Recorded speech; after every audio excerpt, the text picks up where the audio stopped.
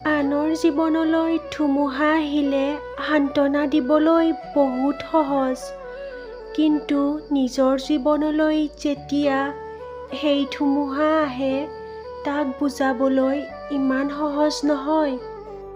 খঙক ঠাই দিলে সম্পৰ্ক নষ্ট হৈ যায়। অহংকাৰক ধৰি ৰাখিলে দূৰত্বৰ সৃষ্টি হয়।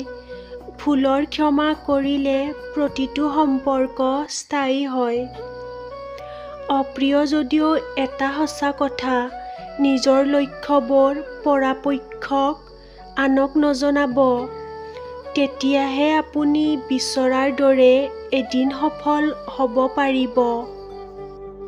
সকলোৰে ভালপোৱা সময় আৰু পৰিস্থিতিৰ লগত সলনি হ'ব পাৰে, কিন্তু মা-দেউতাৰ ভালপোৱা সময় আৰু পৰিস্থিতিৰ লগত কেতিয়াও সলনি নহয়।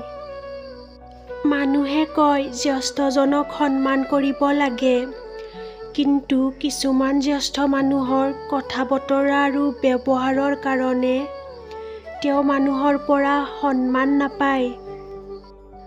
সন্মান যদি কৰিবই লাগে, তেতিয়াহ'লে কাৰোবাৰ টকা-পইচা চাই নহয়, গুণ চাই সন্মান কৰক।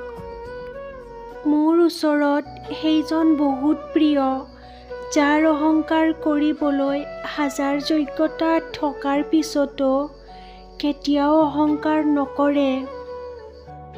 সুবিধাবাদী আৰু স্বাৰ্থপৰ মানুহবোৰ সদায় মোৰ অপ্ৰিয় শাৰীত, সেয়া লাগিলে মোৰ নিজৰেই হওক নতুবা আনৰেই হওক।